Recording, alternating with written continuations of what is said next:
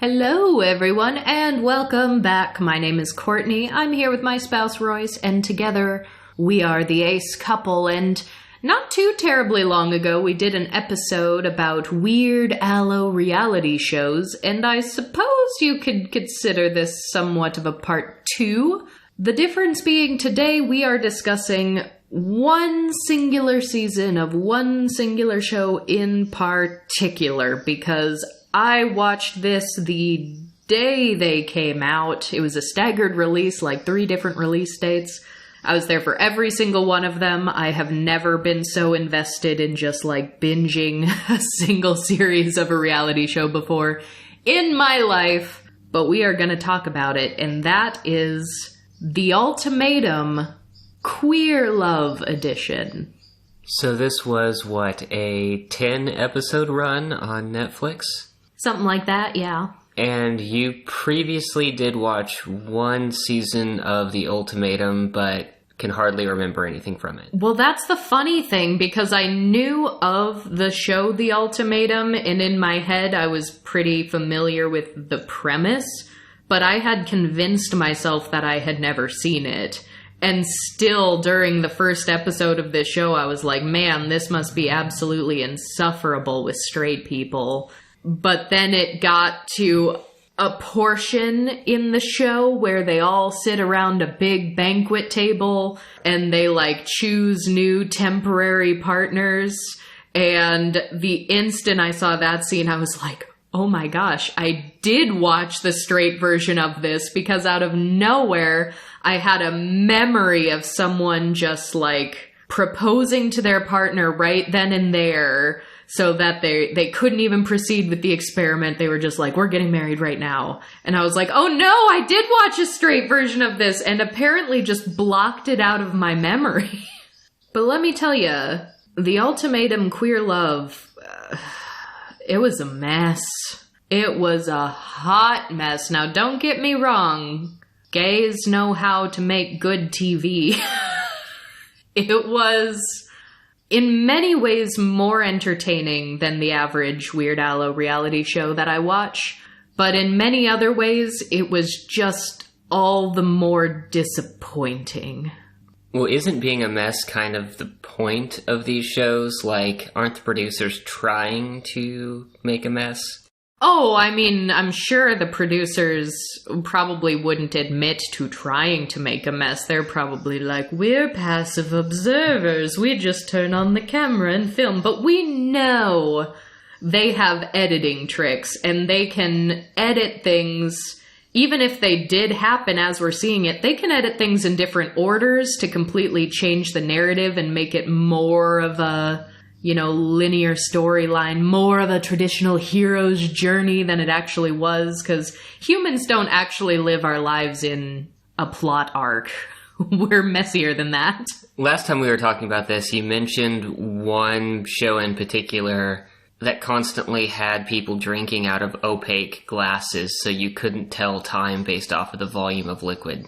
Oh, all these shows do that these days. Yeah, no, they have dedicated show glasses that you cannot see through, because that's one of the easiest ways to clock an editing trick. Their glass was just empty 2 seconds ago. Now it's full, and they're making this seem like it's the same conversation. We didn't see anyone go to refill the glass. So yeah, that is a known editing trick. They, of course, also had control over the casting. They did, yes. And, I mean, they're gonna try to cast characters. That's what they're going for. And reality TV is so weird in this sense, because they are partially casting real people, but they are also casting reality TV actors. And we don't think of them as actors in the traditional sense, because they aren't a member of SAG, the Actors Union. They don't have the same rights as actors in Hollywood. They don't tend to get paid nearly as much, and they don't have lines. So there are a lot of reality shows that are incredibly exploitative, because since they don't have a union for reality show actors, they can have just horribly demanding schedules, filming at weird hours, But that's all just behind the scenes stuff. I want to talk about the premise of the show, because for as messy and complicated and interesting as it is to watch, I think the premise is fundamentally manipulative. So in the Ultimatum, the concept here is we have several established couples who have been seeing each other for at least some amount of time, some a little longer than others. And one of them is ready to get married. One is like, time for commitment, time for monogamy, I want a ring on this finger, and I want a wedding date. And the other party in the relationship is not ready for that. So the ultimatum, the titular ultimatum is, we're going to get engaged right now, or we are breaking up. That's the premise. That's the concept. Someone has issued this ultimatum, engagement or bust, which inherently I feel weird about, because ultimatums kind of fundamentally seem manipulative. Like, if two people are in a monogamous relationship and they both want completely different things out of their relationship and their life, then to me, that needs to be either a collaborative conversation where both people can be sufficiently satisfied with whatever outcome they come up with, or the person who isn't getting what they need out of that relationship needs to be the one to walk away. But the very nature of this ultimatum seems to me like, say, for the sake of argument, say I'm the one who wants to get engaged. Like, I want an engagement, I want a fiance, I want the traditional wedding, and that's something I want right now. And I know that that's not something you as my partner are going to give to me, and we've discussed this, and that's not something you're ready for. To me, it could suck. I could love you to death, but if I know that long term this is not going to be sustainable or make me happy, that's kind of on me to walk away. But instead, this person is saying, no, you be the asshole. I'm going to put this on your shoulder. You can either do what I want you to do that you're not ready for, or you be the one to tell me that we're breaking up. Like, is there any other reading of it than that? Because that's where my brain goes with an ultimatum like this. I think that what you just explained makes sense. I think that you could potentially get into some more variation depending on the nature of the relationship and what conversations have been had. Like, if both or all members of the relationship have had discussions that are leading towards marriage in this instance, and it just isn't happening. Like, someone's dragging their feet, someone's, not taking it seriously, but they have said in the past, like, yeah, I want this, I want to do this thing. It seems like at least an unnecessarily firm line in the sand, but it does seem like something needs to prompt this conversation to actually get things moving. But by just nature of being like, do this thing that you are not wanting to do right now, or else we're done. Like, I can't imagine being in that mindset to put that on anybody. So right off the bat, to me, weird concept. But then this is a reality TV show. We have producers. We need drama. They take it to such a weirdly unnecessary level, because they gather all these couples together. They say, okay, which one of you gave the ultimatum? Which one of you isn't ready for marriage? And so everyone meets each other. And then they say, here are the three outcomes. Either you walk away engaged to the person you came with, or you walk away engaged to someone else here that you are just meeting right now for the first time. And then kind of as a side tangent, it's like, if you don't get engaged to one of those, you're walking out if you're single. And it's like, there's no in between. Those are the options. And the goal is walking away engaged. So the goal is marriage. So it is already so weirdly heavily weighted on the side of the ultimatum givers, because the show wants you to get engaged to somebody, because that's what we're all aspiring to, right? We all want to get married. Everyone's gonna get married eventually. But here's the twist.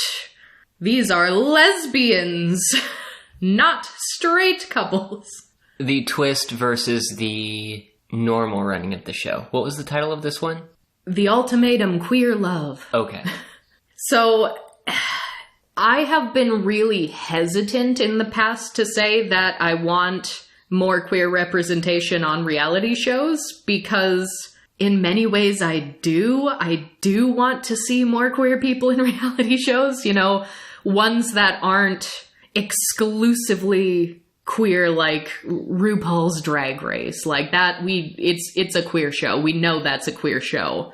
I want more queer people in traditionally straight spaces so that it gets on more people's radar and so people can start to empathize with those people, because even though I might not necessarily be able to relate to this, a lot of people do apparently watch reality shows and they do start to relate to the characters. They're cheering for the characters, they're rooting for them. And people do really get some type of benefit out of knowing, oh, these are real people. And so I've always kind of said, like, I do want more queer couples in shows like this, but I think in the last episode I was like, I want an all, like, bisexual or an all pansexual version of, like, Love is Blind, where, like, gender's not an issue. Everybody's dating everyone. It's not men over here and women over here. But then I had to kind of walk it back because I was like, not that I want pansexual people to get exploited for the sake of television entertainment. So it's such a win-lose situation. Like, it is bittersweet all around to finally have the Ultimatum Queer Love, because, hey, it worked on me. I'm queer, and I was like, wow, an entirely queer reality show. But as much as I wanted to see that, as eager as I was to tune in every time there were new episodes, it didn't feel like a truly queer show. It felt like queer people trying to fit into the hetero mold that has already been cast. Which that is something socially that has been a criticism of how gay marriage in our country was legalized. Mm-hmm. Was that a lot of the talking points were like, hey, look, gay people are just like straight people. Love is love. That's something, it's Pride Month now as we're recording this. That's something I still see people say, love is love. And if you think about that long enough with a true deep understanding of queerness and queer history and queer futures, it breaks down very quickly, because not all loves are the same, and romantic and sexual love is not the pinnacle to be aspired to for all people. And wrapped in with all of that are concepts like monogamy. Monogamy is not inherently better than polyamory. Different things work for different people, and I would have hoped that a show like this with queer people talked about polyamory more than it did. And I don't know if that was the cast members not talking about it, or if it was the editors not allowing heavy conversations about that through to the final edit, because there were a couple of offhanded comments about polyamory. But for as much as these shows are like, we're going to show you the monogamous marriage route, and this is the goal is marriage. If you're not ready for it, this is supposed to teach you how to be ready for it. And if your partner still won't marry you, then we're going to give you a different partner that you can marry instead. So it's almost set up to prove that you can genuinely be in love with more than one person, which we obviously already know in our community is a fact. But in a show like this, what they do, they take all these couples where one's ready to marry, the other isn't, And they say, all right, today's your last day as a couple. You are breaking up right now. And now you're going to date everybody else here. And you're going to pick someone that you didn't come with to be your trial spouse for 3 weeks.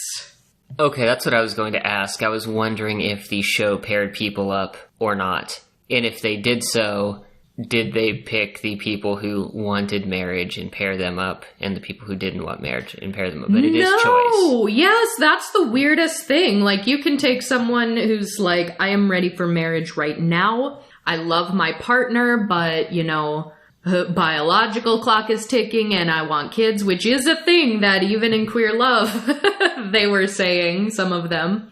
And they could go on a date with someone else from a different relationship who's not ready for marriage, and they'll be like, well, I kind of like that person, so let's do a trial marriage with them. It's like, okay. Did you keep note? Was the question of marriage asked during the dating phase, and did people who both wanted marriage tend to pair up more often? I didn't keep perfect notes, but it wasn't necessarily more often. It might have been more of an even split than you'd suggest. And yeah, I mean, it was a common talking point just given the nature of the show, where people would be like, oh, so are you the ultimatum giver? But they also have all of these dates happening out in the open with their, you know, glasses that you can't see through along the poolside. Everyone's in swimsuits, and like everybody's dating each other out in the open. So you have partners that you came with like eyeing each other from across the swimming pool as you're starting to like giggle and flirt with other people. And it's like, that is so unnecessary. It's like the producers, I like the producers. The producers do want that jealousy, and they do want that drama, because these are all, coming into this show at least, very monogamously minded people. Even in the Queer Love, even when people mention like polyamory is a thing, they're still like, I want to be monogamously married at the end of this. So there is going to be that level of like competition, and it's just so unnecessary. That was my critique of so many of the other straight shows. It's like, oh, you just broke up with this person, but now let's get everyone together at a pool party, you know? Very, very weird.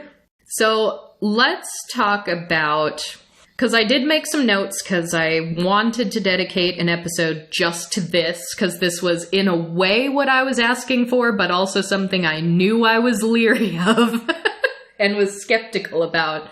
So I wanted to pay attention to the details more so than the other shows.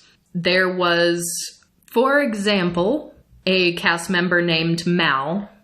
And Mal's partner was Yoli coming into this. And since you see the different dates happening separately, but still within eyeshot of everybody, sometimes there are these weird edits where the editor will say something that one partner said over here in a date, and then they'll show the other partner on their other date saying something that like almost directly contradicts that. And I'm like, okay, first of all. And so, like, Yoli at one point on a date with someone else was saying, yeah, there's not enough sex in my relationship. That was a thing she said. And then it cuts over to Mal during the same episode, and Mal said she did not use the word demisexual or anything on the A spectrum, but she was very specifically saying on her date that she needs a strong emotional foundation before she can explore anything physically romantic. So whether or not she identifies anywhere on the spectrum or might in the future, that was giving very sort of demisexual base definition vibes. And I was like, oh, that's interesting. I'm going to make a note of that in case that comes up again. But then I wasn't prepared for the word asexual to actually be dropped in the way it was with a different set of partners. Buckle up, because Xander and Vanessa. Vanessa is what we would call the villain of the season. These are all in many ways real people. Sometimes it's revealed that people might only be there for the fame or the fun of being on a TV show and aren't really sincerely like dedicated to the concept. And I'm not saying that that's Vanessa, but I am saying that everybody seemed to hate Vanessa except for the partner she came with, who is vehemently defending her. Good partner, by the way. Like, you should do that to your partner. That's not a bad thing. But there were just these clues that Vanessa was probably not the best partner to Xander. And lots of other cast members felt it too. Like, there were so many cast members being like, Vanessa is a fake person. She's starting drama. She's causing issues. But this was the line that made me first start side-eyeing Vanessa. So she was on a date with someone, and this was the quote. I wrote it down verbatim. Xander has been saying that she might be asexual and that I'm the only one she could have feelings for, that she would be asexual if it wasn't for me. Then it cuts over to Xander having a date with someone else, and Xander says she's very sexual, quote, ready pretty much all the time. So, I got the impression that Vanessa was just saying shit. And Vanessa right off the bat was like, first of all, the one who didn't want to get married. Xander was the one who issued the ultimatum. And I think these two might have been the one. There was one couple who in the first episode just introducing themselves, I think it might have been them, where they were like, we met each other originally because our boyfriends in high school were best friends. And I was like, yes! Hilarious. I love that. But Vanessa going in was like, I am so excited to date everyone. This is going to be so fun. Before I met Xander, I basically only dated guys, and I believe Vanessa said she identified with something pansexual or thereabouts.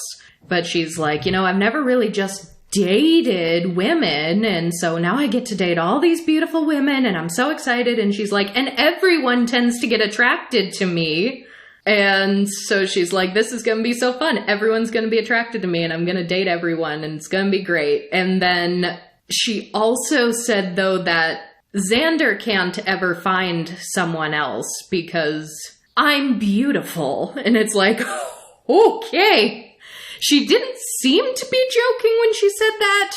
That seemed just 100% conceited. Like, everyone's attracted to me, and I'm so attractive that I'm gonna have my little fun while I'm here, but I don't feel threatened because Xander isn't going to be able to find someone as beautiful as me. And it's like, I am not liking you after you are now saying this, after previously saying that Xander would be asexual if it wasn't for you, which is also like, if it wasn't for you, even if Xander were asexual, which she did not identify herself that way and did not seem to be based on what she was saying to other people.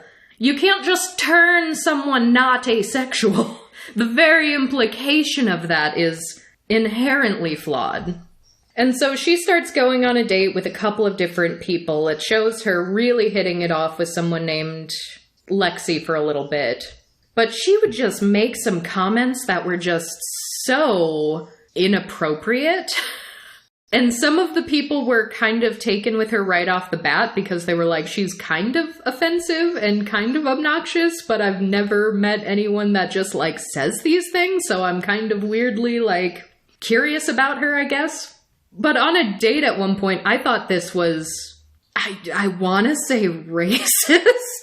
She's like, oh, what's a fun fact about yourself? And she's like, do you want to know a fun fact about me? And she like stands up and she's like, I can't break dance, but I can look like I'm about to break dance. And then she starts hopping around doing like a really bad impression of like a top rock, which is a breakdancing move while you're still standing. And it's like, what are you doing? Why would you just say and do that? She is a white girl. I was about to ask. This person is very white, right? Yes. And I was just like, What are you doing? Why are you doing this? Why is that the one thing you had in your back pocket, and how many other times have you done this? Yeah, and have you only done this for crowds of white people that are like, oh, that's pretty good. That's pretty, like, what? I was baffled. And then the more I heard her partner Xander talking, the more I was like, what is this human? Because Xander, on a date that she's hitting it off with, after she admitted to being very sexual and pretty much ready all the time, which didn't sound like what Vanessa was saying, they were talking about kids. They're like, yeah, well, if we're doing a trial marriage, if we might get married someday, like, let's talk about the big stuff. Do you want kids? And they were saying, yeah, I do want kids, and talking about what their parenting styles would be. And Xander just said, yeah, but you, like, if we had kids, you'd consider them our kids? Like, they would be both of our children? And her date was like, yes, that's what parenting is? And then Xander was like, oh, okay, because with Vanessa, she says that my kids would be my kids and your kids would be your kids. And, like, she doesn't want to co-parent or, like, have kids together. Even if we're still in a relationship, she doesn't want to get married, and she wants us to have our own separate kids. And I was like, I've heard of a lot of alternative ways to co-parent children, but there's something that just raises a big red flag for me there.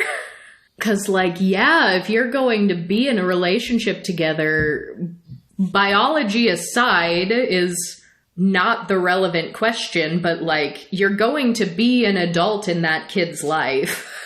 And if you're, before these children even exist, just saying, like, well, your kid isn't going to be my problem, that seems so selfish to me. Because for me, even not co-parenting and not being in a relationship with someone with kids, I am such a, like, it takes a village mentality person, and I love kids that, like, if my friend who has a kid is, like, in a bind and really needs someone to watch them, I would be like, yes, I would be happy to watch your kid.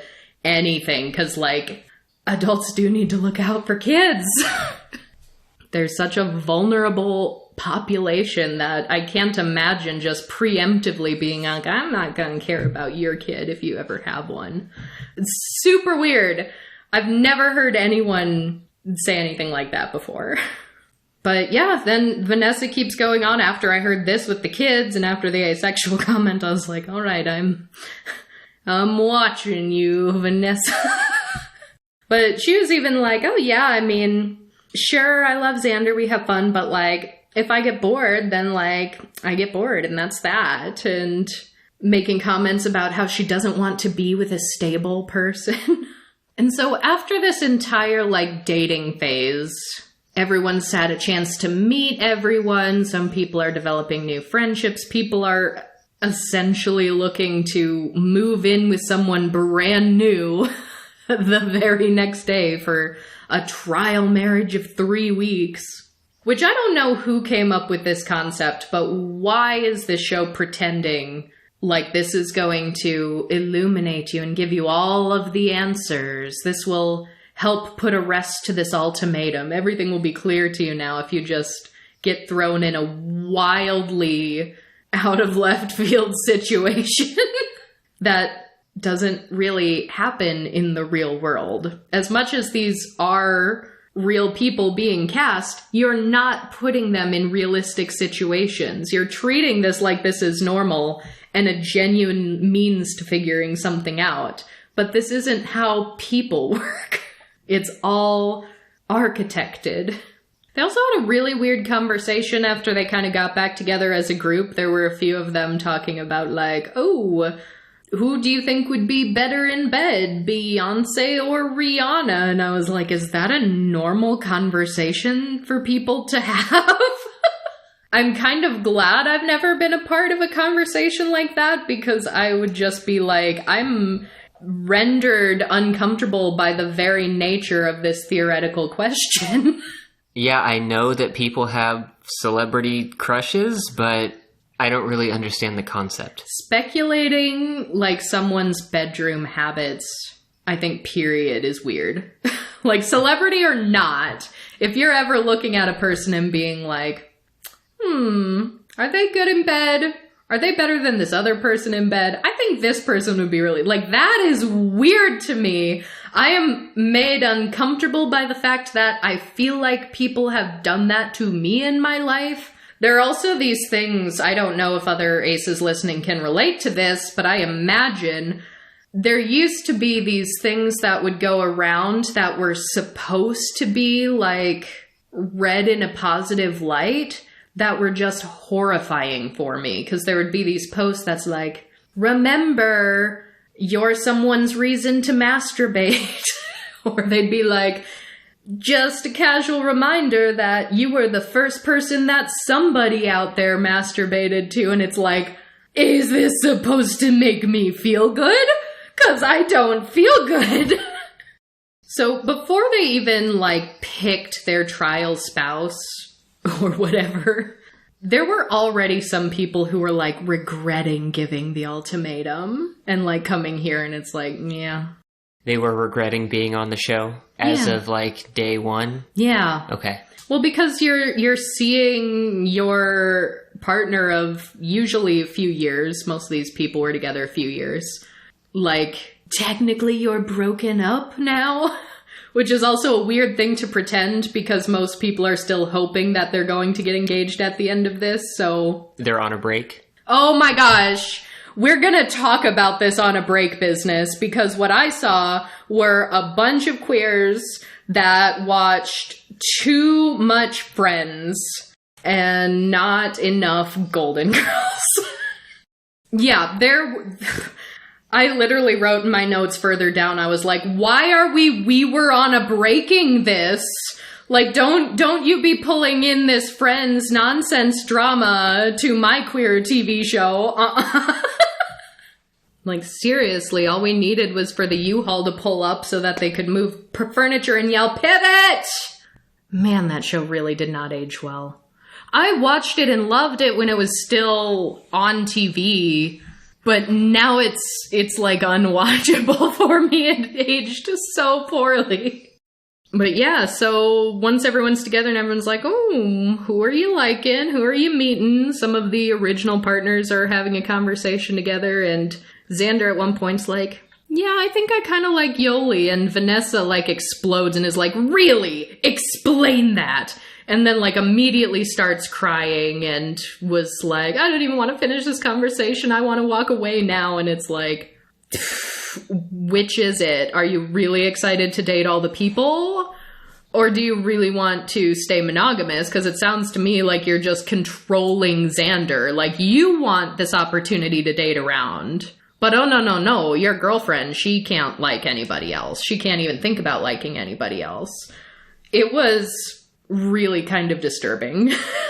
And in, like, a confessional, she's, like, sobbing, just tears sobbing and being like, Xander came into this telling me that I'm the one, and now I think I realize that maybe I'm not the one for her, and just, like, sobbing, and it's like, you're the one who said you never wanted to get married. So what is it with this the one thing? Like, are you shirking monogamy or not? But they gather everyone around this big, glamorous table. They all have their drink cups in front of them, and we see this host who I don't even know who she is. I don't remember her name. The TV host thing is so weird because I feel like every reality show I've seen coming out of Netflix wants to hold on to the concept of an old school host that hosts the TV show, but there's, like, no reason for them in the current narratives or plot. So they'll disappear for episodes on end, and you'll forget that this show even had a host. And it's like, why even have one? What is this? But they got a straight host. And it's not the same host that did the originals, because apparently the hosts for the original The Ultimatum were the same host that did Love is Blind.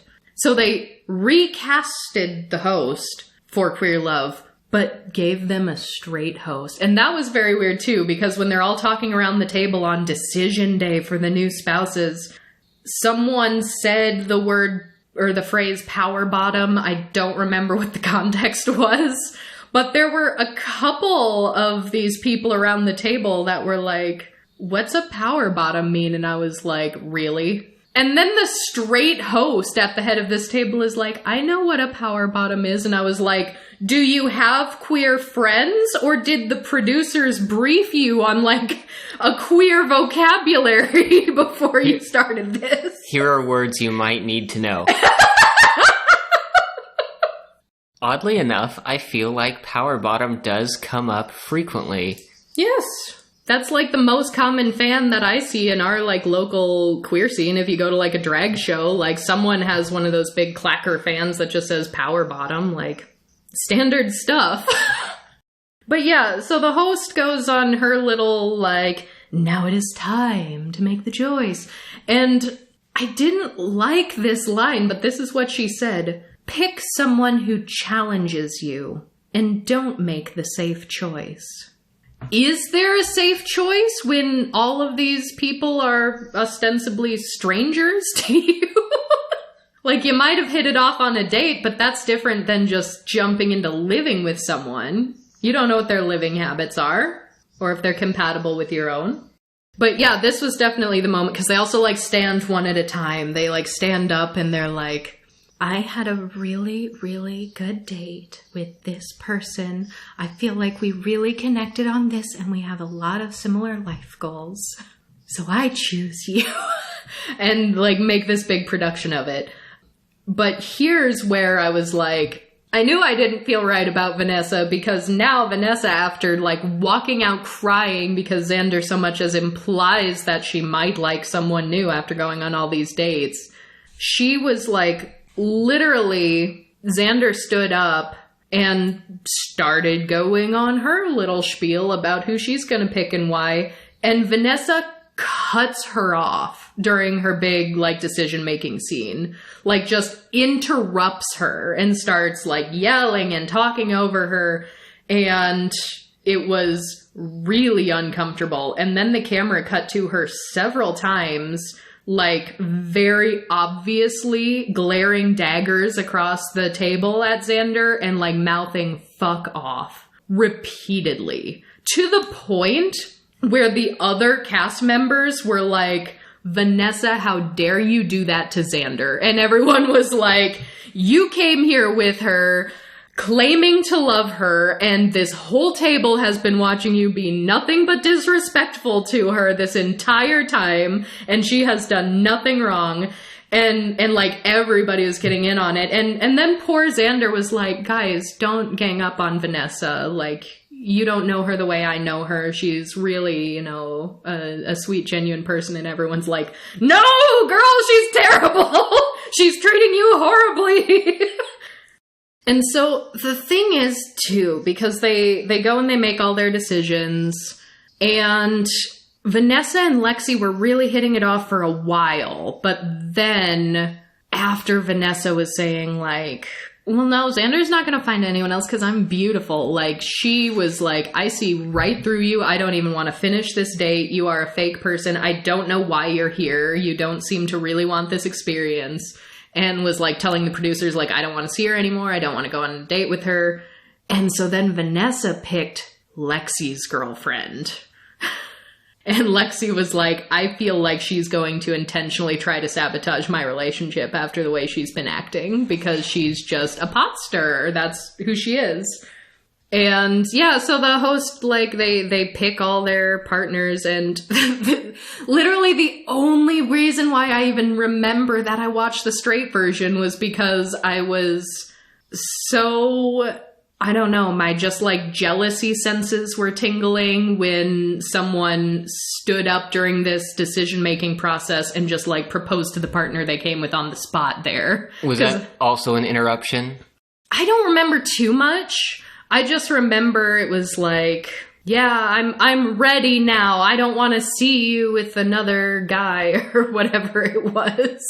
And they got engaged right there and then like left the show, and they're like, and the one who issued the ultimatum was like, I got what I wanted. It's like the only way that I think that relationship is not doomed is if they both secretly wanted to get married, and as a couple they were like, hey, let's pretend that one of us doesn't want to get married, go on this show, have this dramatic, like, TV series proposal, and, like, get famous and try to monetize that together. Like, I don't know their lives, that's probably not what happened, but to me that's, like, the only way that they are not definitively doomed.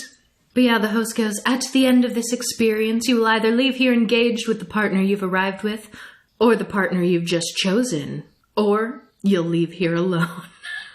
So then they're like, all right, shuffle us off to our new fake marriages for the next 3 weeks. They move them into an apartment together.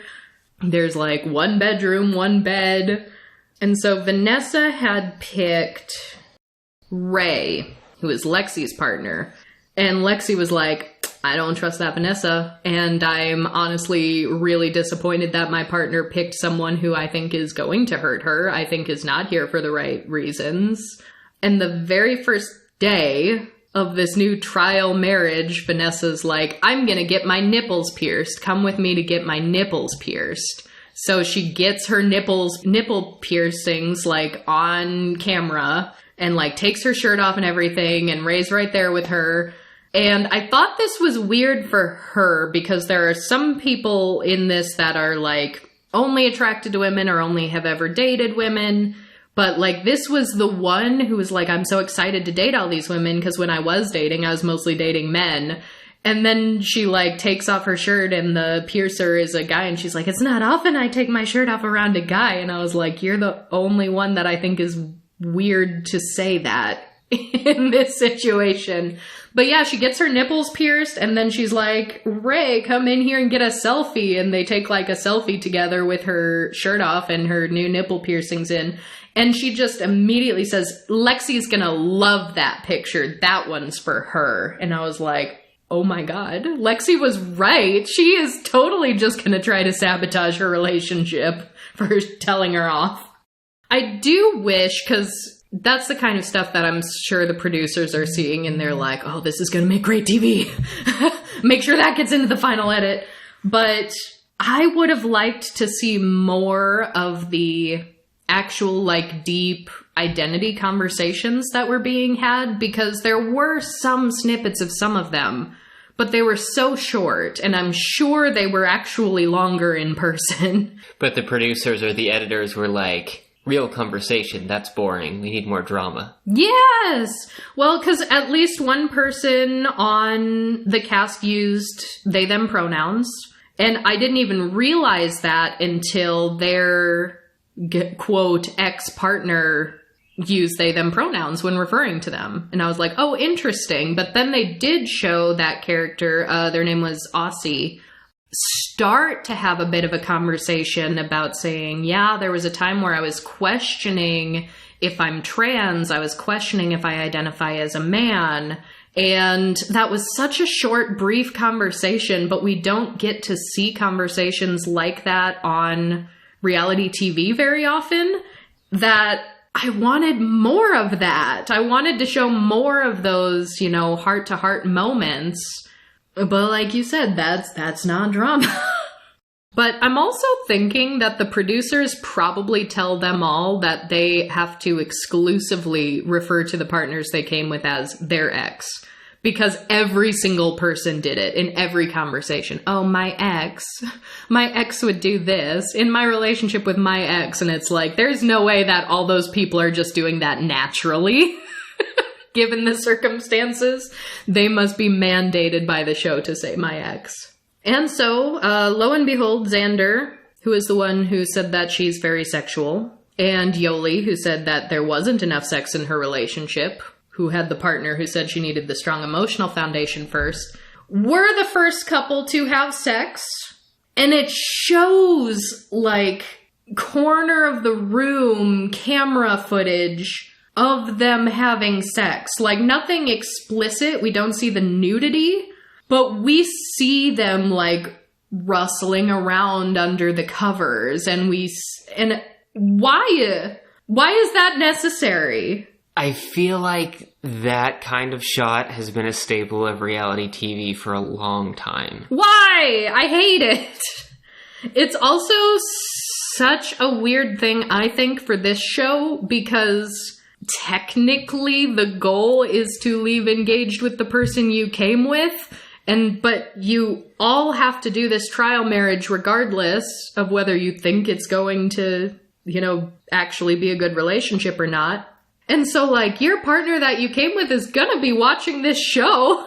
And so it's just like the next level of having all your dates out in the open so everybody can see everyone's dates, but it's like everyone's going to see every time your partner had sex with someone else, which it's such an extremely monogamous show that they're going to do that for the sake of drama, hoping to stir the feelings of envy or hurt or whatever else there may be.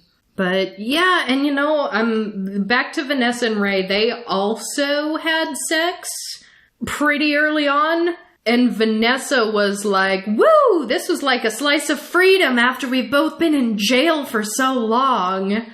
But then her, quote, new partner Ray is like crying the next morning and has to like get up and go for a walk and like calls her partner like crying and apologizing and like regretting it.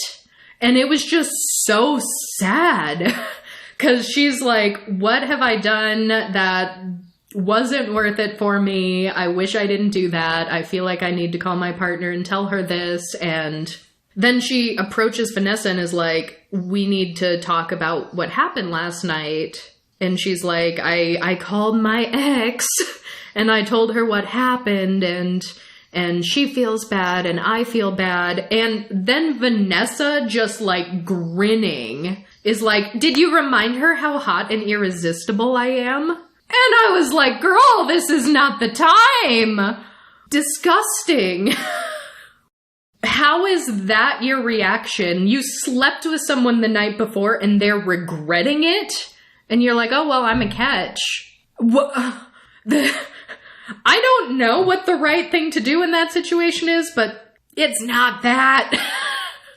But yeah, not all of these new trial couples ended up having any sexual relations, but a couple of them clearly did. And they're just... I can't believe that there are shows like this that exist and still seem to, like, ignore that polyamory is a thing that exists, that is valid for some people, because in, like, episode 1, before they started partnering back up in a new reconfiguration, there was, like, a one-off line here or there that was like, ooh, I'm kind of attracted to her, my partner's kind of attracted to her, can just, like, the three of us have sex? Is that an option? Like, very kind of, like, playful and flippant comments, but nothing that was, like, a serious conversation about, like, what if we do end up falling in love with more people while we're here? Like, there wasn't, at least not on screen that we got to see as the viewers, any conversations like that.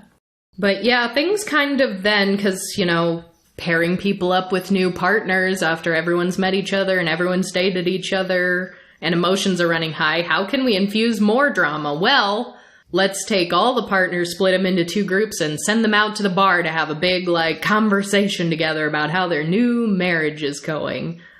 And, like, yeah, those were just kind of uncomfortable because there are people talking about, like, yes, in my new trial marriage, things are going great, as you're saying it to, like, the partner of the person you're with. Super uncomfortable, because it's like, I fail to see this as them truly breaking up. This is really more an experiment in polyamory than anything, but the show doesn't want you to think that it is. It's like, nope, this is one monogamy directly to the next. But Vanessa, when asked about how her relationship is, she's in a group with Lexi, and Ray had just called her crying recently because they slept together and she was regretting it. So, to Lexi's face and other people, Vanessa just says, oh yeah, Ray, she's like my little best friend, so we're just keeping things natural and taking things slow, in a group of like 5 other girls. who know that they have slept together at this point. So Lexi's like, except that that's not true at all. Like, Ray called me. I know what you did. And then she was asked point blank, are you sexually attracted to Ray or are you romantically attracted to her? And Vanessa firmly said no. And everyone was like, then what are you doing? Is there a reason you fucked Ray? And she's like, I didn't fuck Ray. And it's like, yes, you did. Ray called me. That is exactly what happened. There was penetration. And Vanessa's like, well, I have friend feelings for her. And then I think someone even at one point, I don't know if it was Lexi or someone else, but someone was like, you don't fuck friends. And I thought that was such a silly thing to say. Which, like, given the circumstances, I think that was kind of a funny thing to say. So I'm going to give it a pass. But I definitely know people that do, in fact, fuck friends. I don't understand it. But I know that's some people's jam. But yeah, overall, I mean, you gotta get that drama in. That's what gets people to continue watching episode to episode because they're shocked and appalled about someone or something. But it's just a constant will they, won't they, that goes in like two different directions for every single person. So it's kind of exhausting because that's also like one of my least favorite just general tropes. And again, like for the sake of people who are really resonating with the cast, I wanted more of those deep conversations about identity because there was, you know, am I trans? Am I non-binary? What are my pronouns? That's something we don't see a lot because we don't get a lot of queer reality shows like this, where those are common conversations that queer people have when they are first dating and getting to know each other. But there were also other identity conversations pertaining to things like race. Mal, for example, a Black woman, now dating Lexi, who is a Jewish woman. They had a really cool but way too short conversation again. I wanted more of it because these are things that I'm aware of, but not every viewer of the show is going to be, where they were talking about, you know, Black women's hair being such a point of discrimination. And that is a thing. And in many states in this country, at least, it's still perfectly legal also to discriminate against someone based on a hairstyle, even if it's a Black hairstyle or a protective style. Like, that is a loophole in anti-discrimination legislation. And I'm sure the conversation was a little longer than we actually got to see about that. And so Mal was saying, you know, have you ever dated someone that looks like me?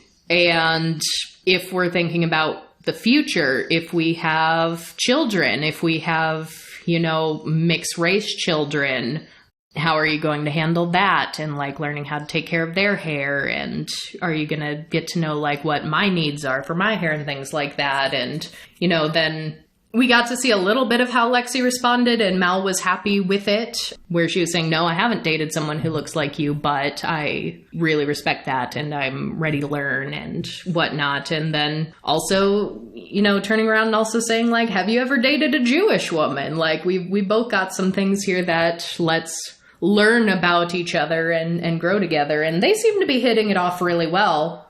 But the like real heavy heart to heart conversations like that revolving around identity were such a slim sliver compared to like Vanessa going off the rails. She wasn't the only drama of the season, but she was the biggest one throughout. So after these trial marriages, now you have just spent 3 weeks living in a trial marriage with this totally brand new person. Now it's time to flip back to your original partner, and now you're having a second trial marriage with the partner you came with. Is that another 3 weeks? Yes. And then we started getting some details. And again, I don't know, maybe this is editing and it actually was said on the very first day, but we just didn't get it until later. But you'd get these nuggets about these relationships before coming here. To me, way too late. Because now they're in their second trial marriage with the person they came with. And two of these people are like, oh, we've broken up like 50 times in our relationship because we're literally breaking up every other week. That would have been good to know earlier. Yes! I was like, are you kidding me? It seems like, at least in your case now, this is less of an issue of someone's just really ready to get married and the other person has, you know, commitment issues or whatever, or doesn't want marriage for their own life. It seems like your relationship just has a fundamental flaw.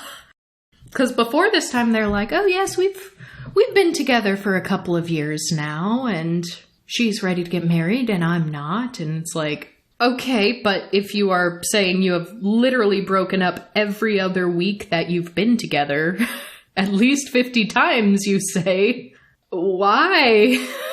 That's what I want to know. I've never understood on-again, off-again relationships. I know some people do just like find themselves in a spiral where they're constantly breaking up and making up, but my brain could never. There's also this still very weird, like, pseudo-scientific, pseudo-therapeutic undercurrent to this show. And I mentioned this in our last episode where we covered several different shows of the weird allo nature, where they won't call it like it is and be like, this is a reality show. We're putting people in unusual situations. They're like, this is a social experiment to determine if love is blind. And this one kind of also has, it's subtler, but it's got notes of that, because the show and the contestants are constantly saying, like, we're coming into this experience together in order to learn more about ourselves and our relationship. And it's like, is this the best way to do that? Is this the best way to do that, though? Because I don't think it's the best way to do that. And one thing I don't think I got to in our last episode, but I wanted to, so I'm going to say it now before I forget. There is something to me that is uniquely dystopian about the therapist YouTube channels that come out every time a show like this ends a season. Because I see it as a little bit different when, you know, we two goofballs get on microphone and be like, allos be silly. But there are therapists on YouTube who will watch these dating shows and put out this pseudo-educational video about, like, who was right in this feud, and is this person manipulative? Is this person gaslighting this other person? Is this a healthy relationship? Or, like, using this reality show relationship to pick out the toxic signs. And I haven't seen any studies on this phenomenon. I don't know if there have been. But my gut reaction is that those are bad. I don't like them. Even being real people, whether it's something like this where there are couples coming in who have been established for some period of time, or if it's something like Married at First Sight or Love is Blind, where people are coupling up very quickly and it's a completely new relationship. They are real people, but these are not real circumstances. They are not. And they are edited, and they are rearranged, and they are trying to show the drama, and they're trying to get ratings and make good TV. And I'm sure there are therapists that are doing this that don't have any malintent. I'm sure they're not nefariously being like, I know that this is wrong, but I'm going to do it to make money off of it. I'm sure they're more like, oh, this is a show that a lot of people watch, so I'm going to try to use this popular show to get in with the algorithm and then use it to talk about the things I want to talk about. But I don't think it's a necessarily ethical way to go about educational content related to, like, relationship therapy or psychology Because you're also not seeing the whole story. You can, for the sake of argument, say, based solely off of what we were shown, this was toxic. But, yeah, I don't know. Because we don't know if people are edited intentionally to look worse than they actually are, which can turn into, like, some level of just piling on someone who's already been done wrong by producers. And we'll never know the difference. Yeah, the show is produced. That's the thing. You're also kind of armchair diagnosing people without their consent. Mm-hmm. And these are not like... Yes, that. I know that there are some situations where large enough public figures legally have their privacy rights basically thrown out. Yeah. But as you mentioned, these are not exactly super public figures, even if the show gets popular. They're not used to that. Mm-hmm. And I doubt the show prepares them for what it's truly going to be like afterwards either. And yeah, I don't know, because like fans of the show are going to talk. Fans are going to be like, can you believe what the villain of the season did? People are going to have their favorites that they're rooting for. They're going to be like, oh, I really hope this couple stays together. I think they look cute. And then when people do see something toxic, like there were some things here that what we were presented, Vanessa was being very, very toxic at times. We can see that and we can talk about that, but there's almost like an augmentation of reality TV because to add, it's already a little bit casual because they're, supposedly real people. And this is just a social experiment. This is just an experience we're having. But then you have a secondary level of also very casual, like, therapists, literal therapists talking on YouTube about these relationships. And it almost, like, normalizes it so much more than you should. Like, we need to keep it in perspective that this is a show at the end of the day. And really, it is kind of sad because the emotions of these people are still real. These are real people having real emotions. And many of these shows can just absolutely wreck the contestants' mental health because they aren't prepared for the fame and the backlash and the harassment or the commentary that they get. They aren't prepared for unexpected things to happen. You don't think your partner's going to fall in love with someone, then they do. You weren't ready for that. No one prepared you for that. And now you're on such a strict, rigid timeline. Maybe you're exhausted from a filming schedule, so you aren't even well rested. Like, there are so many factors at play here that I don't like when mental health professionals talk about these relationships as if they're real people. Because as if they're real relationship circumstances that we can, like, learn from, I want it to stay entertainment first and foremost. And like what you said about the armchair diagnosing too, like I have seen therapists on YouTube where I think it was an episode of Love is Blind. Someone just very flippantly like asked their new fiance, like, are you bipolar or something? Which is not a good thing to just ask someone in that way. Like that was inappropriate. But I've seen therapists make videos like, could this contestant have been bipolar? And they'll make the case for why they could be based on this diagnostic criteria. But at the same time, he should have approached this conversation differently. And it's like, I don't like that. Because you've never had these people in your chair at your office. And the way I see you talking about them, I don't think I would necessarily trust you to have them in your office. I don't know. Maybe I'm being unfair to the YouTube therapists, but I've got a gut feeling about them that isn't good. There are also, as evidenced in this show, I saw quite a bit of it. There were clearly contestants on this show who had unresolved traumas from their past that were showing up in very unhealthy ways. And they were damaging both parties in the relationship. And this isn't even just speculation. I'm not armchair like, well, this person is combative, so it's probably because they didn't have a good relationship with their mother. Like, we aren't playing that game. There were people who were, like, breaking down crying. Aussie, for example, Had a lot of neurodivergent traits, I noticed, was very conflict averse, needed a lot of time to themselves, got really overwhelmed and overstimulated very easily. But in some situations where Aussie was at their lowest, they would share bits of their past. And it's like, if what I'm seeing are in fact neurodivergent traits, they seem to be, there can already just inherently be trauma from that growing up as a neurodivergent person, diagnosis or not. But they were also Chinese and first generation Australian immigrants.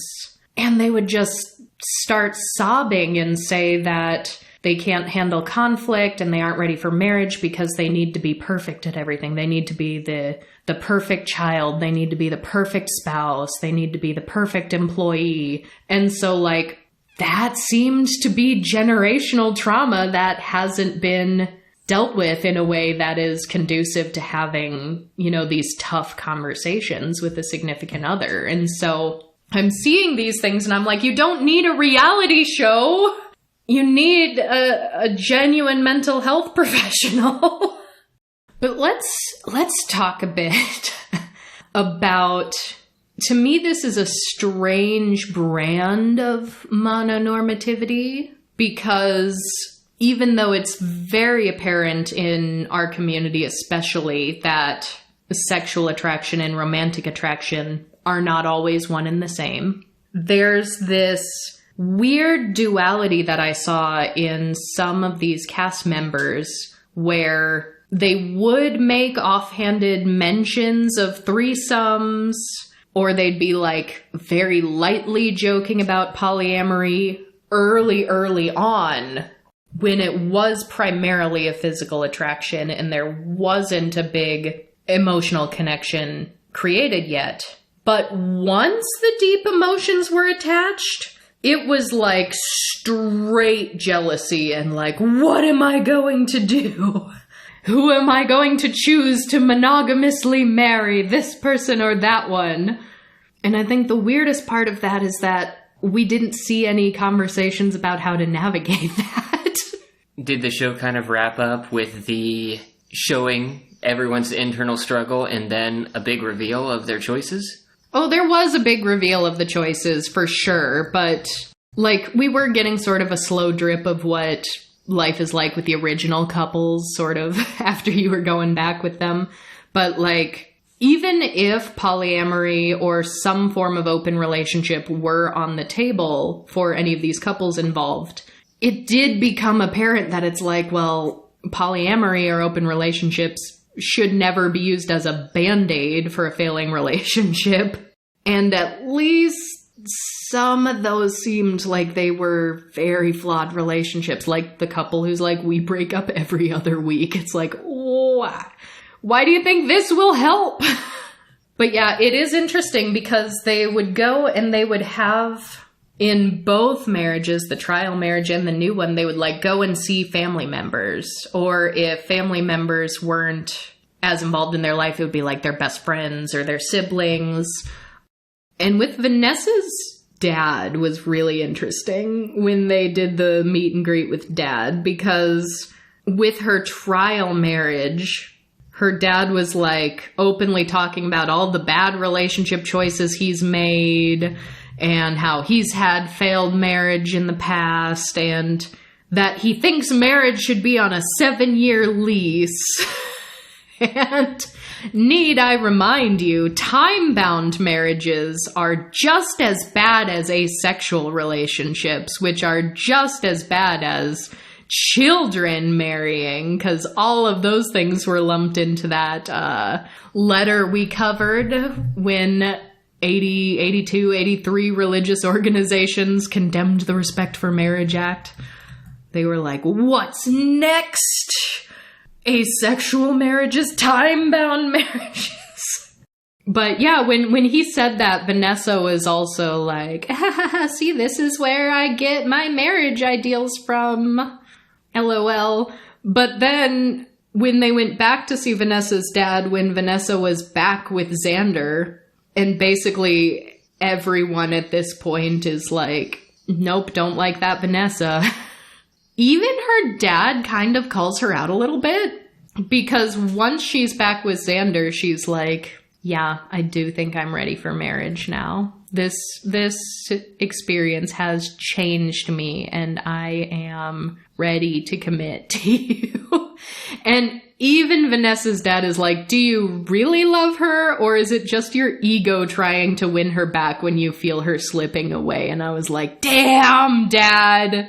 Because that was definitely the vibe I was getting for some people. And that's another huge red flag about this show, because they're banking on people feeling that way. They're banking on ego. They're banking on envy. And they want the messy emotions that come with, oh no, this person I love, I might lose them. So quick, let me do anything to keep them, which is not healthy. Which goes back to the point that you opened the episode on, was, is an ultimatum inherently unethical? Yes. But yeah, there were also, near the end, because they get done with this new 3-week trial marriage with their original partners, and the editing leading up to the big reveal was like so wild at times. Because in 1 minute it'll be like, oh, it's crazy to think that this might literally be like the last night I ever spend with you. And then they'll turn around and be like, by the way, I had a conversation with your parents and I asked if I'd have their blessing if I proposed to you. And it's like, have you already resolved and had the conversation that you're going to get engaged or not? Like, which is it here? But I'm sure the show, regardless, is like, ooh, you have to keep it a question, even if you know what you're gonna do. Like, look into that camera and tell it that you don't know what you're gonna do. I'm sure there's some element of that, because they want to leave people guessing. But that's also something that's so interesting, and that's why I was like, I'm basically watching a straight show that's just been swapped out for queer people at times, because asking your parents for her hand in marriage, what is that old school convention? Which is very, very interesting, because I am very much of two minds when it comes to just, I guess, marriage in general, because I do think it is a flawed legal institution that does need to be revolutionized. But at the same time, there are a lot of legal benefits to being married. And so I can see why people would want to still get married, even if they disagree with the general institution of marriage. There are still logistical reasons why it might benefit you and it might make sense. One of these days, we're just going to have a whole podcast or a couple just about marriage and the benefits that you get and why people do it and all the people that are left out of these additional legal benefits as well, which can include people in the aromantic and asexual community. It can also be disabled people who might lose their benefits upon getting married. So there are a lot of people that are disqualified from gaining the legal privileges of a marriage. And so it's kind of one of those things where I'm like, it's a bad system, it's a flawed system, it should be better, and we should be fighting to make it better. But it seems a vast majority of the queer community is not interested in making it better, because there are large swaths of the queer community that said, well, we got gay marriage, we got same-sex marriage, it's done, it's the law of the land, all 50 states, all that jazz, so we did it, this is equality. This isn't equality. It's not equality. It is not, and we need to stop talking about gay marriage as the end-all be-all to equality. But I know that that is an ideal that a lot of queer people do have, and for a lot of same-sex couples in particular, like, they grew up in a time where they probably couldn't have gotten married in their state, and they were there for Obergefell versus Hodges. So that was a big triumphant moment in the queer community. And as someone who might want to enter into that institution, as someone who may want to get married and get those additional legal benefits and protections that a marriage affords you, to them that is still an immense privilege to be able to do that freely and openly. And I don't think that should be ignored because it is a privilege.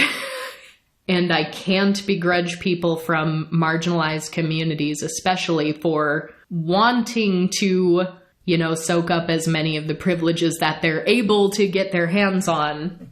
But I wish more people paid attention to those that are left out of this conversation, for which the institution is not fair and equal for. And there's even a question of what marriage means and why a contestant rushed into, someone had a doomed marriage previously in her life. And she was even saying, what does marriage mean to you? And someone was asking her whether or not she wanted a real marriage or just an ideal of marriage, but they didn't actually hardline define it. And that was, again, weird. I don't know if it was a weird editing trick or if they just got stumped and couldn't actually answer what marriage meant to them. But the conversation partner here was pretty much like, well, you didn't marry for love, you married a business partner, as if that is always inherently a negative thing. Or as if they couldn't have possibly been maybe misreading their own emotions at a younger stage in their life, which can happen. You can think that you love someone in the moment, but then with a couple years hindsight and whatever healed wounds need to happen for that relationship, you can look back on it and be like, yeah, that wasn't it. But there was this big overarching just like moralizing of rushing into marriage for the perceived wrong reasons, which I thought was very, very interesting.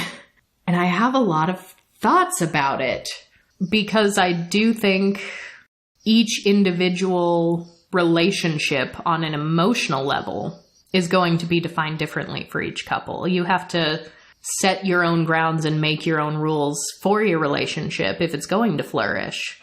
But marriage is a legal contract and it comes with tax implications. It comes with housing implications. And I think it's very weird to look at someone and say, if you didn't genuinely fall in love with this person and you still married them anyway, then that is somehow wrong and immoral. Because I don't think that necessarily has to be the case. I think in a romantic person who does have some sort of queer platonic partnership, even if they have a best friend and the projection of your life is going in the same direction and you think the two of you could benefit from what marriage has to offer, I don't think it's a bad thing to use that system for what it is currently. I still think we should work to improve upon it because it is flawed, but if it's there and it'll help you, why are we moralizing the love and the romance that's there? I didn't like it. I didn't like that conversation. But then this was an even weirder facet of it for me because they're throwing all these people into these trial marriages before their second trial marriage with their partner. And a lot of people were having these really big life conversations early on, like, do we want kids? How do we want to have kids? Especially with, queer love. It's like, what is the method of obtaining a kid that we want to take? That was a conversation that they were having, which again, I wish there was more of that. Because there were some brief mentions of, oh, well, I was thinking of IVF, or I've always been the one who wants to, carry a child inside of me, or I've thought about this. And I thought those were so interesting because we also don't always hear a lot of diverse conversations about how queer people do aspire to have kids when that is something that's in the cards for them. But IVF is the one that gets thrown around a lot, and that's not even the only option. There's IUI, which is a slightly different method, and all these other things. Why someone might want to be the one to carry the child if both parties in the relationship are able to do so, or are we going to have 2 kids and take turns? I think those conversations are interesting. I wanted more of those, but instead, those conversations were really overshadowed by financial matters that hit really oddly. And if you're earnestly going into this saying, yeah, I will either get engaged with my partner or maybe I'll get engaged to someone else, and you're actually open to that, you kind of do, here's a throwback to an old episode. You kind of do need to hardball a little bit. Remember hardballing? The new Generation Z dating like a CEO. That was a goofy article. Is that how you end up married to your business partner? Yes, that is how you end up married to your business partner, indeed. But you do have to talk about, like, do you want kids? Do we want to buy a house? You know, you have to have these big conversations. And when it is revealed that Yoli and Xander in their trial marriage had discussed finances, that was seen by Mal, Yoli's partner, as a much bigger betrayal than when they slept together. And I was like, pardon me? Well, even if it wasn't explicitly stated, the idea of open relationships might have been more reasonable than with a lot of heteronormative couples. Mm-hmm. It seems like if the show is being upfront, they should have had some scenes in the first episode of the existing couples discussing rules and boundaries for the experiment. Yes.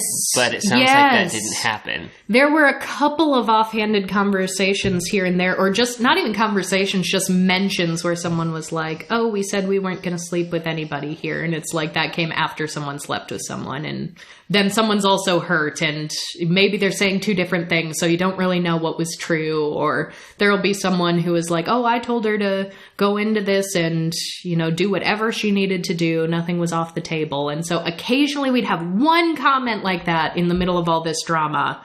But I would have loved if episode 1 was like, yes, the couple sitting together and like, here are our boundaries, here are our rules. So like that is above board, and we all as the viewers know what was agreed upon before this. Because yeah, if this was a situation where it's like, yeah, I'm cool if you sleep with someone, but this is for us in our relationship, and at the end of the day we want to get engaged, then like maybe I can see how it's like, you were talking about merging finances, you were talking about your financial future with them. But the way it was presented was so odd to me, because then, I mean, Mal was clearly feeling very, very hurt by this, but she was saying that, oh, I don't feel like love is enough for her. Like, am I not making enough money for her? Xander making more money for me? But if you are legitimately planning whether or not to marry someone in 3 weeks' time, I do kind of think that that's a relevant conversation. Like, prospective theoretical boundaries aside. It is, but you're also discussing marriage, and a wedding is expensive. That's true. And if that is what you're agreeing to on the horizon... That is also true. And also, like, yeah, are you also wanting to buy a house? And is there money to get married and buy a house? Or do we need to go on marriage or mortgage now? Just sign up to all the reality TV shows and do them in order. Yes. You start out on Love is Blind, then you end up on The Ultimatum. Oh no! But yeah, I do think, I mean, finances are important with a legal contract like marriage, because there are financial implications to a marriage. And if you want to get married and not have those financial implications, there needs to be additional paperwork involved. Like, prenuptial agreements are things that is an option if that's something you want for your own relationship. But I think if you are discussing essentially a contract that does have financial implications, I think that's totally normal. I think that's totally normal. Yeah, Mal was hurt because Mal was like, oh, you saw Xander's bank account? And Yoli was like, yeah, I saw the account. I know how much money is it. And that was sort of under the pretense of like, do we have enough money to start having kids like on the timeline we want? Because things like IVF are expensive. So that is another cost to consider in a relationship like this. But yeah, I don't know. I mean, I never thought about like, hey, Roy, show me your bank account. Like, that never occurred to me. But I was definitely raised to not marry someone with a bad credit score.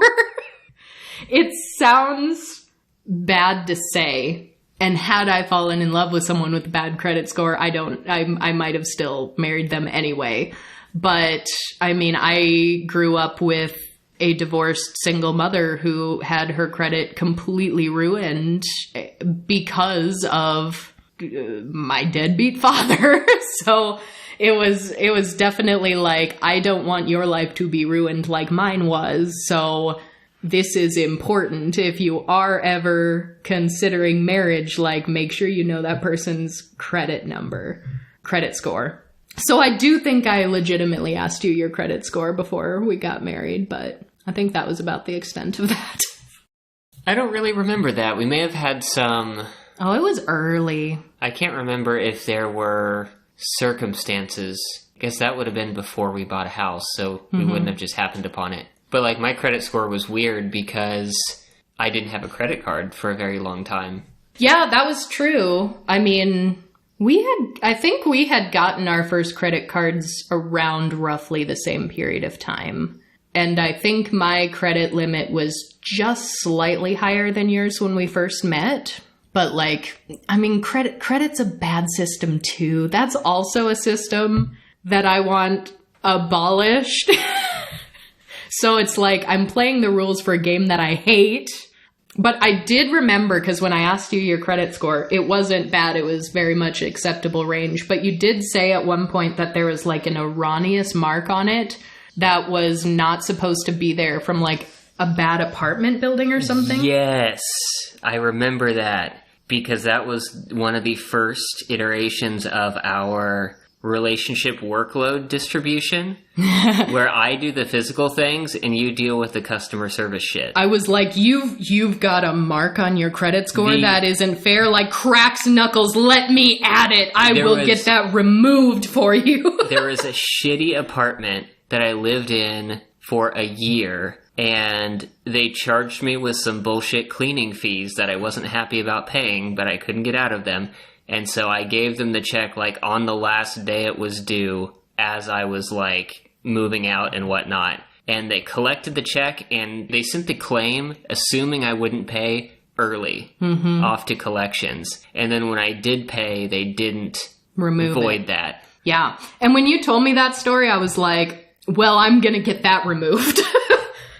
That was a pain in the ass. I, like, had to look up old bank records. Oh, yeah. And I was like, give me your social security number, give me your addresses, and I was like, call your bank and get that check number that you wrote. I was like, we're gonna need that. I am fighting this. And I did. It is hell to get a derogatory mark, like, removed from your credit score, but I did that. You're welcome.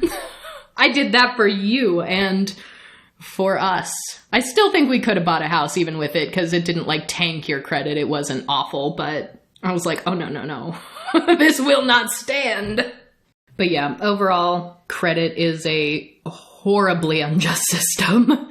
It needs to be completely overhauled, rip it up by the roots. Because, man, a bad credit score can really ruin a person, and for their entire life, it can keep coming back. It's very unforgiving. And it's exceptionally unfair that no credit is akin to having bad credit. So new, like, young adults, an 18-year-old fresh out of high school, like, can hardly do anything without a cosigner. And it's like, what if they don't have a good relationship with a parent or legal guardian who is willing to do that for them? What if their parent or legal guardian doesn't have good enough credit to cosign? Like, you're just leaving people out high and dry. You can't rent a place. You can't get student loans if you're going to college. That's part of the thing that frustrated me, because I was employed at a really good job for my age, but I didn't have a credit history aside from having to take out and repay student loans, because I had never been told, hey, you should actually get a credit card as early as you can and have that line of credit open. Just absolutely make sure you pay it off every month. Because my parents preferred to not use credit cards. They usually use checks or cash. And for me, without it being explained to me, it was like, why would I borrow money when I already have money? Why don't I just use a debit card? Yeah, I mean, that's That's the silly thing. Like, why do we have to play these silly little games and be like, well, I don't need credit right now, but let me get a very small starter credit card that has like a $500 limit and just buy a pack of gum every month and pay it off just to prove that I use credit and pay it off. Like, that is such a silly game to play, but that's what you have to do to get ahead. But yeah, so it's basically like decision time. They call it Ultimatum Day.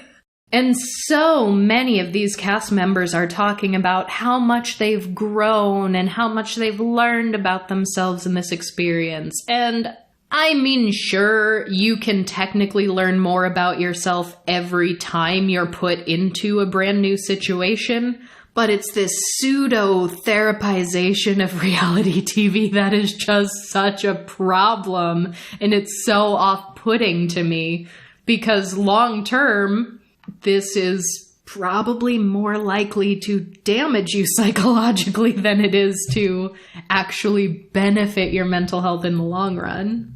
It's truly putting people in high-stress situations and filming it in order to make it a public spectacle in lieu of couples therapy, and then presumably without giving those people tools to be able to healthily cope with this tremendous emotional burden.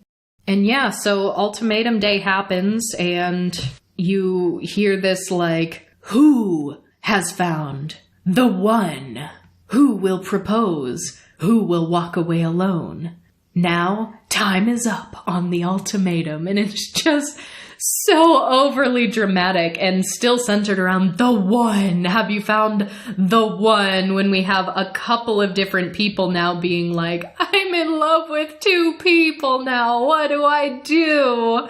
It's like, well, you just kind of proved that there isn't the one. And this also coming from the straight host that I forgot even existed. Because we haven't seen her since, like, the picking the trial marriage stage. She's just been gone. But yeah, let me tell you something, too. I mentioned this came out in, like, 3 staggered releases, and that I was watching them each day on the day it came out. These staggered releases have got to go.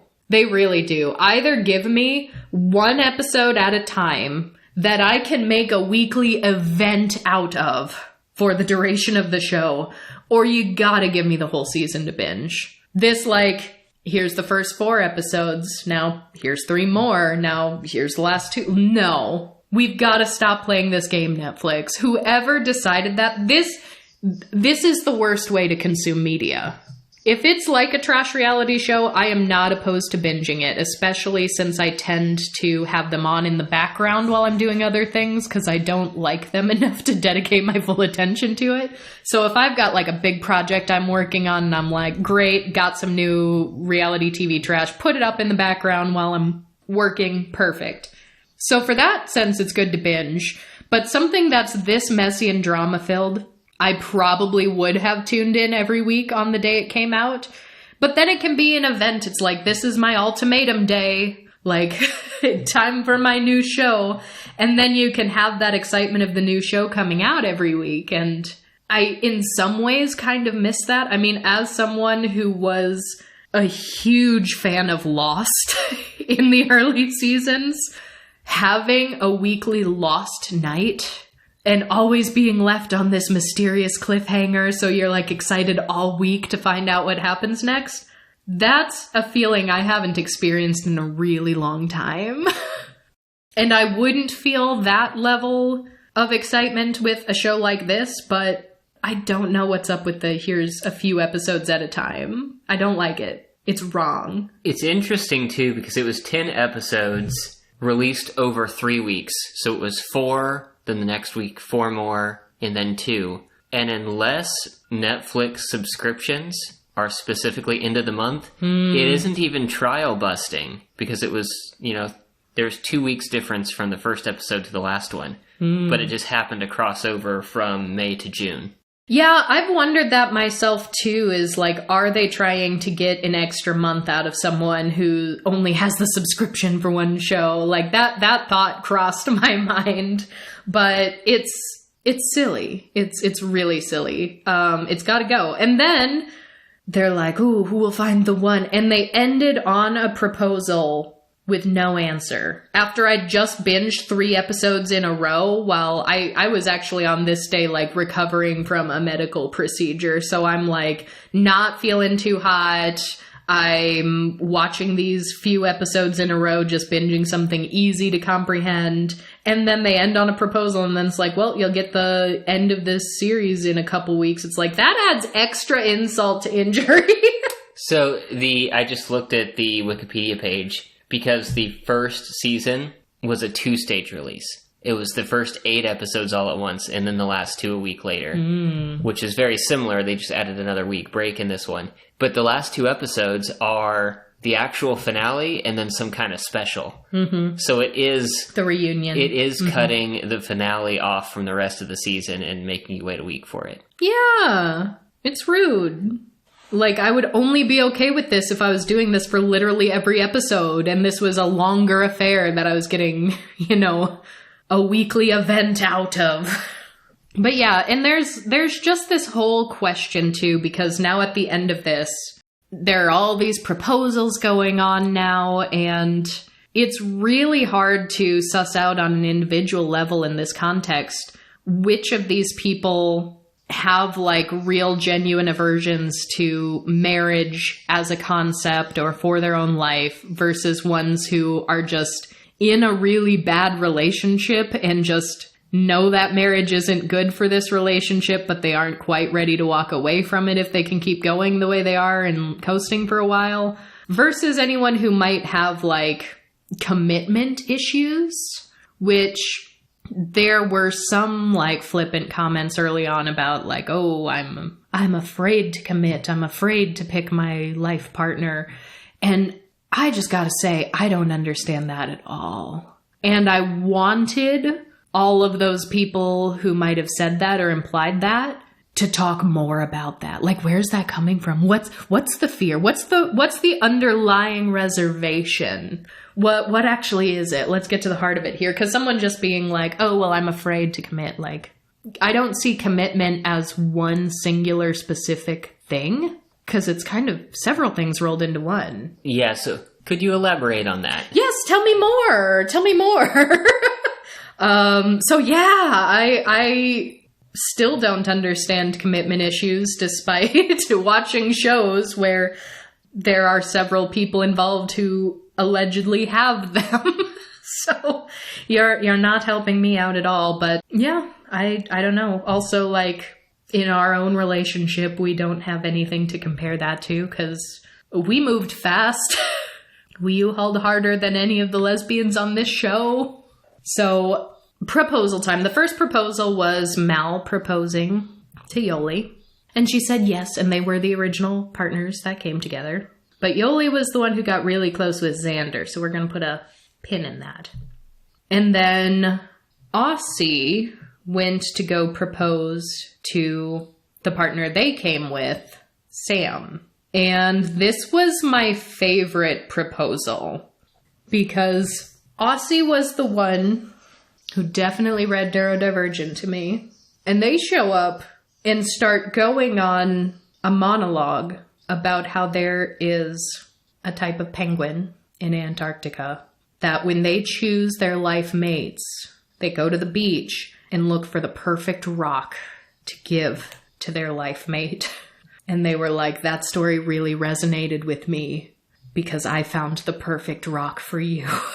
And they pull out a rock and put it in Sam's hand, and I don't know if it was labradorite, I don't remember exactly what kind, but they were like, this is a special protection gemstone, and this is my perfect rock that I'm giving to you. And I was like, beautiful proposal rock. I love it. I love it so much. And then, but I don't know if it was the editing that was intentionally trying to make it look worse than it was, but it sure looked like Sam was not into it. She seemed disappointed by the rock, and I was like, what are you doing? That is the sweetest proposal I've ever seen in my life. Like, are you kidding? they found the perfect rock for their life mate. Like a penguin. I loved it. But yeah, the editing probably didn't do any favors, but it definitely made it look like Sam was about to be like, if this is your proposal, I don't accept. But then Aussie pulled out an actual ring and got on the knee and did the actual proposal thing. And Sam did admit that she wouldn't have been happy with just the rock alone. But I thought it was sweet. I like the engagement rock. And that just gave me a lot of thoughts about the pageantry and expectation of getting engaged in a certain way with like a specific ring and done in the very traditional sense. Because I personally don't feel like that's necessary if it's truly your right person. And I don't know enough about Sam and Aussie to make any sort of judgment call about whether or not they are truly a good couple for one another. That's not my decision to make. But, I mean, I had an anecdote because I went to prom as a senior. And I went with a boyfriend at the time who was very much not the right person. But circumstances put him there.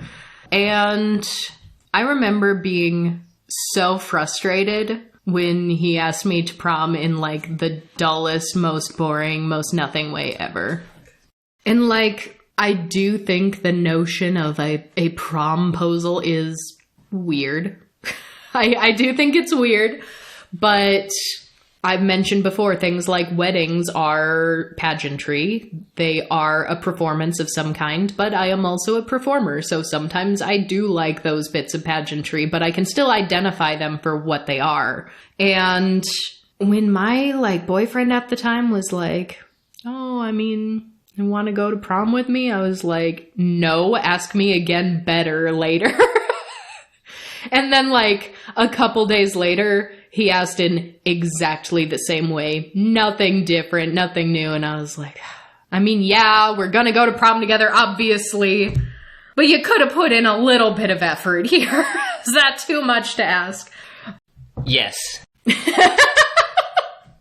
Well, that's kind of my point, because something as like silly and inconsequential to the grand scheme of my life as prom night was like, I wanted something better and more interesting. But like when it came to a real life decision, like getting married, like moving in together, having just a casual conversation that was open and honest was to me like the only way to do that. And more than happy with that. Like it didn't have to be a show or pageant, but definitely different stages of life, but also very, very much like different person. So most of the original couples ended up getting engaged on Ultimatum Day. Nearly all of them. The one exception was Xander and Vanessa.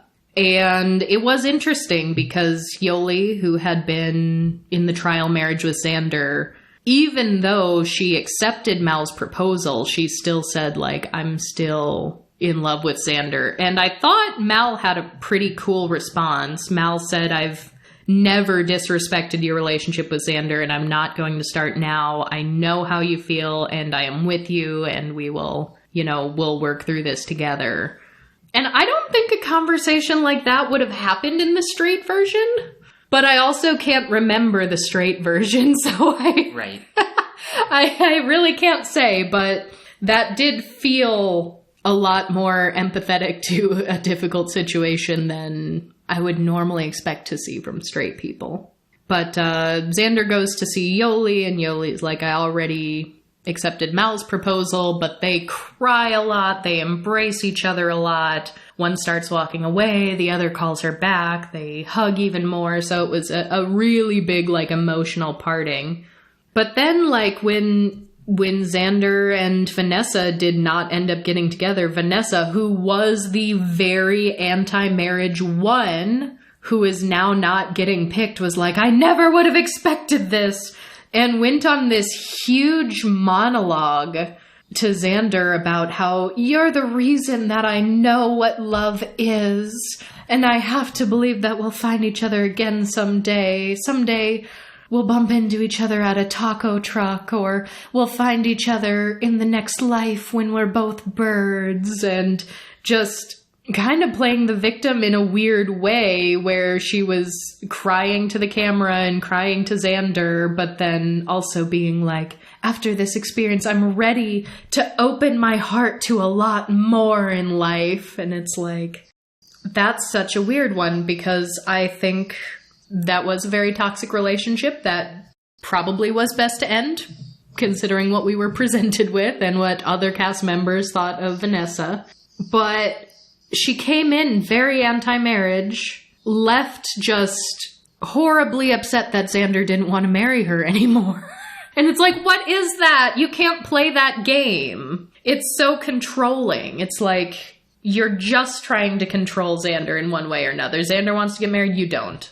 Xander doesn't want to get married, now you do. Like, you can't do that. You have to know yourself well enough to know what you want and you need.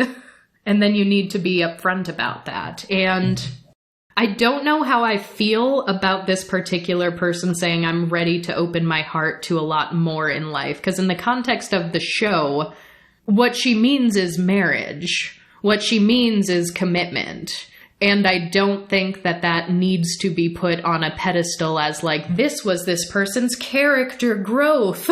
Like throughout this experiment, she started not wanting marriage and now she wants marriage and she's a better person for it. Like, I don't like that narrative or the way that that's framed. But at the same time, she also did seem like she did need a lot of personal growth in some way or another. And it wasn't apparent that she got that in this situation. So then it's reunion time. And they sort of, and again, like, oh, hello, this show has a host. She's facilitating the reunion now. What's your name again? And why are you straight? But they split up the ultimatum givers on one side of the room and the receivers of the ultimatum on the other side of the room. So the couples aren't together. So it's kind of a big question of like, ooh, who's still together? Because normally in these reunions, they have the couple sitting next to each other. So you can kind of visually see right off the bat who's still together and who's not. And going down the line, they start with Ray and Lexi, who are saying they are still engaged. They're still happy. They have a wedding date. They aren't in a rush for kids, but they know that they want them and they know how they want to have them, so they've started saving money for it. And Lexi says, this has been the best year of my life. Lexi got pretty close with Mal during the trial marriage, and Lexi even says that they're still close, they still text, and that Mal is like family, so I think that was pretty cool. But then they get to, you know, Vanessa and Ray, and by extension Xander, and heaven forbid, they call the scandal of Vanessa and Ray sleeping together Fingergate. Okay, that's not surprising. I hate it. I hate it. They're like, now to talk about Fingergate. No. And so, yeah, I mean, they talk about that. Lexi's definitely like, yeah, I mean, it is what it is. I'm happy with Ray now, and Vanessa is not in our life, and Vanessa is doing this whole, like, I grew so much, and I'm sorry I hurt you, and I hope you can just forget about me. And Lexi's like, yeah, we have. And it's like, whew. But Xander and Vanessa both ended up crying at the reunion. They said that as of now, they do not talk at all. And then we get to Mal and Yoli. And Mal, when asked the state of their relationship, says, happily broken up. And the host is like, oh, well, when did you know that this, you know, proposal wasn't going to stick and this engagement needed to be called off? And Yoli said she knew they'd be over after 2 weeks. But Mal had a different memory and was like, you are lying. And also, while we're talking about lying, you were lying throughout the show, and watching it was triggering to see, since what I was seeing you do and you say was different from what you were telling me in the real time. And it was like, oh no. And then Yoli was trying to do this whole like, oh, well, I can't help it. Like, I told you I was developing a relationship with Xander. You knew that. And then Mal was like, it was less about watching you with another person and more that we've been together 5 years and I thought that I knew you, but watching you on the show made you seem like a dangerous stranger to me. And I was like, oh, yikes. And Yoli was like, well, I can't help it if I developed feelings for another person too. And she's like, I feel like I'm an ad for polyamory, but I'm not trying to be. And that was like the only mention of polyamory at the reunion. And it's like, there wasn't actually an attempt at polyamory ever. This was just someone who was in love with 2 people and resolved to get engaged to only one of them. And Yoli was trying to make it seem like, oh, well, Mal just couldn't handle that I was in love with someone else. But Mal straight up said, watching you be in love with someone was not the difficult thing. Watching you be in love is a beautiful thing. And for what I saw, you deserved to try. And I was like, that's interesting. That is actually a situation where it's like, I wanted more of the actual conversation about, is polyamory on the table for us? Is this something we want to explore? Because if you see someone you love in love with another person, it's pretty much expected by society that you will be envious. And a lot of people can be, and a lot of people will. But there's also people in the polyamorous community that love seeing the person they're in love with be in love with someone else. In fact, I believe the word for that is compersion. And so it's revealed that Xander and Yoli did keep talking after the show wrapped, and they saw each other again several months after the show, but said that nothing happened at that time.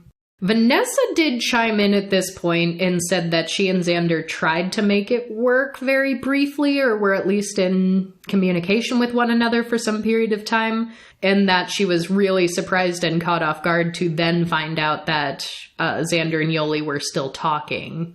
There did also seem to be on the show more dogs than our average on reality marriage shows, I think. And I want to know, do queer people have dogs more often at higher rates than, allo cishetes? Because it wasn't just like, oh, I have a dog, so if we move in together, we have a dog. It was like, this dog is my baby.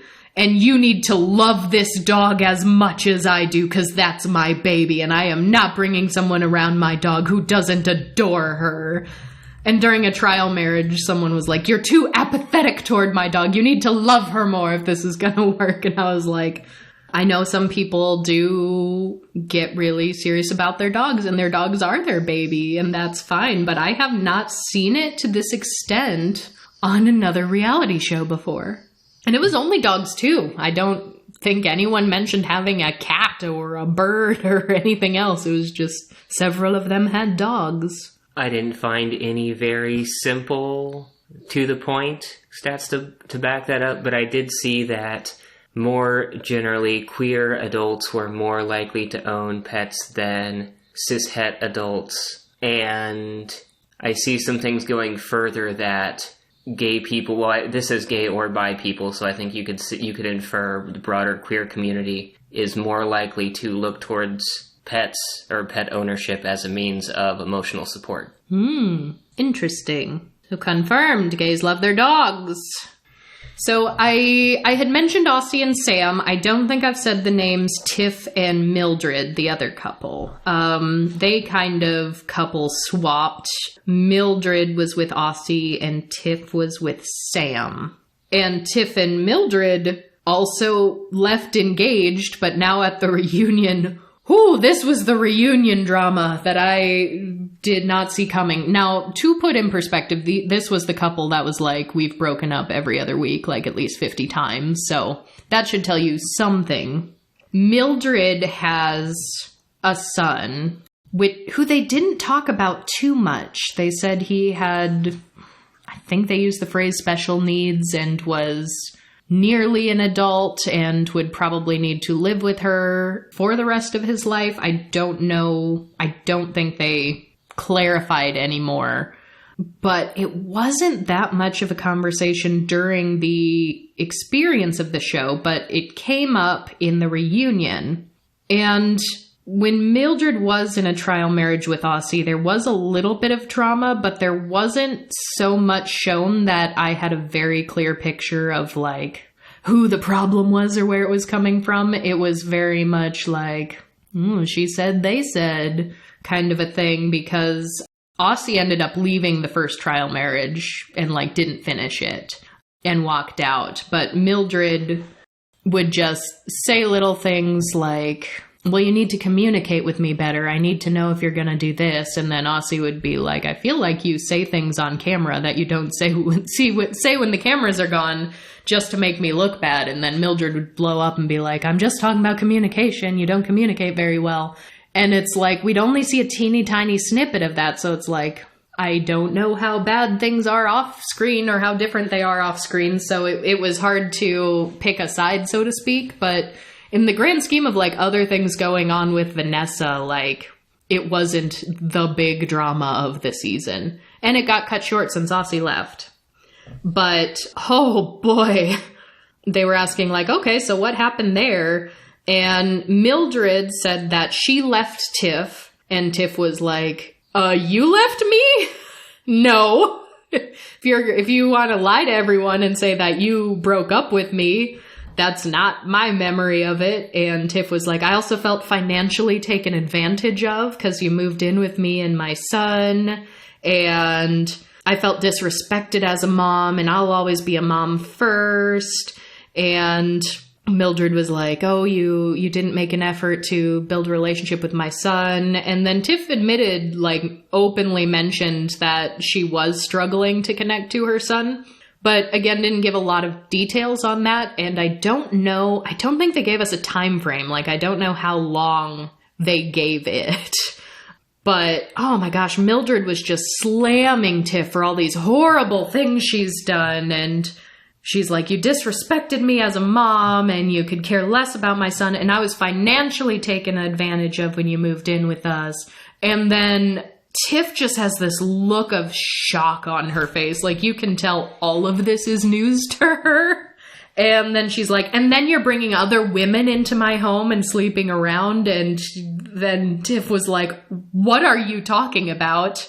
I joined a dating app after we broke up, but I never brought women home. What is this? And it was just baffled, because then the real bomb to drop was that they broke up when Mildred got angry and threw things at Tiff, broke picture frames, threw heavy things at Tiff. Tiff called the police and Mildred was arrested. And Mildred was like, yeah, you called the police on me and the police took my engagement ring and I never put it back on. And we were like, you could have led with that. But then she kept going on and on and on. She's like, you still lived with us after this happened, and saying weird things that didn't even seem like they would be bad if they were true, but seemed to be completely out of nowhere based on Tiff's reactions. Because she was like, oh, you had a sex board game sent to my house when you still lived there, and that was disrespectful. And Tiff was like, what is a sex board game? Like, what even is this board game? What are you talking about? And she's like, you disrespected me in my own home. And I was like, okay.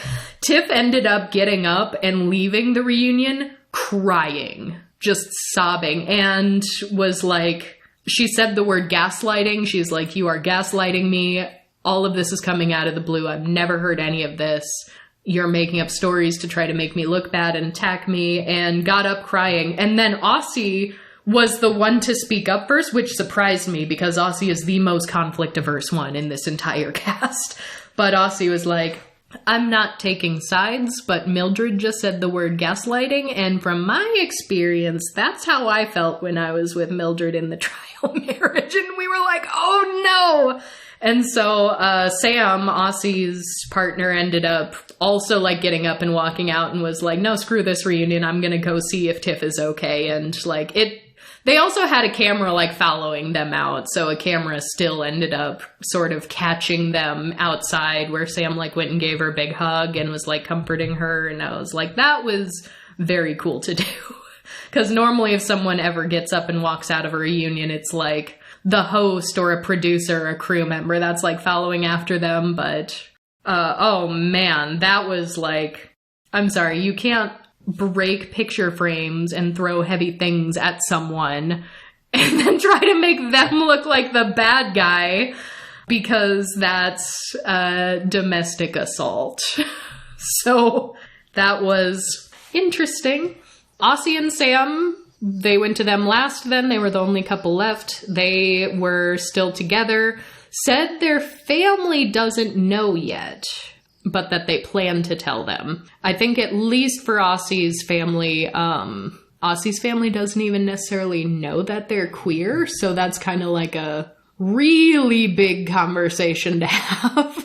But, yeah, then the reunion wrapped, and there was a little postscript on the screen that was like, shortly after filming the reunion, Lexi and Ray chose to end their relationship, and the wedding has been called off. So it's like, okay. So that makes exactly one couple that, as far as we know, is still together. What an incredibly successful show.